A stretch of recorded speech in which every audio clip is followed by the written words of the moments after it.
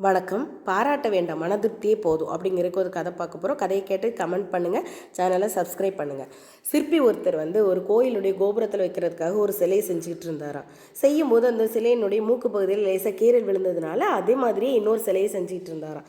அவருடைய சிற்பி இடத்துக்கு வந்த ஒரு பெரிய பணக்காரர் அவர் வீட்டில் வைக்கிறதுக்காக ஒரு சிலை வாங்க வந்தார்.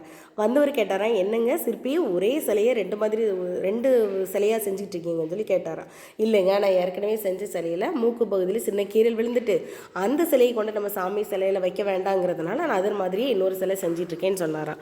உடனே அவர் கேட்டாராம், இது கோயில் கோபுரத்தில் தானே வைக்க போகிறாங்கன்னு சொல்கிறீங்க, அந்த மூக்கில் இருக்க சின்ன கீரல் யாருக்குங்க தெரிய போகுது, எதுக்கு இந்த ஒரு சிலையே செஞ்சு வேஸ்டாக்குறீங்க அப்படின்னு கேட்டாராம். உடனே சிற்பி சொன்னாராம், இல்லைங்க, சிலை கோபுரத்தில் வைக்கும்போது யாருடைய கண்ணுக்கும் தெரியாது, அது நீட்டாக தான் இருக்கும். ஆனால் நான் அந்த கோயிலுக்கு எப்பெல்லாம் போகிறனோ அங்கெல்லாம் நான் போகும்போது என்னுடைய மனசாட்சி என்ன சொல்லணும்னா, இந்த கோயிலினுடைய கோபுரத்தில் செஞ்ச சிலை நம்ம செஞ்சது, அந்த கோபுரத்தில் இருக்கிற சிலையில் மூக்கில் சின்ன கீரல் இருக்குது, நம்ம செஞ்ச தொழிலில் இது ஒரு சின்ன குறை இருக்குதுங்கிறது என் மனசாட்சி என்னை உறுத்திக்கிட்டே இருக்கும், அதனால தான் நான் புதிய சிலை செஞ்சு கொடுக்குறேன்னு சொன்னாராம்.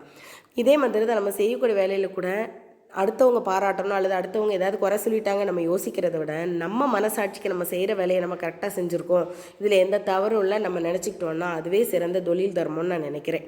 அது மாதிரி தான் நம்மளும் நம்ம செய்கிற வேலையில் நம்ம மனசாட்சிக்கு ஏற்றபடி நம்ம மனசாட்சி குறை சொல்லாத வகையில் நடந்துக்குவோம். இந்த கதை பிடிச்சிருக்குன்னு நினைக்கிறேன். கமெண்ட் பண்ணுங்கள்.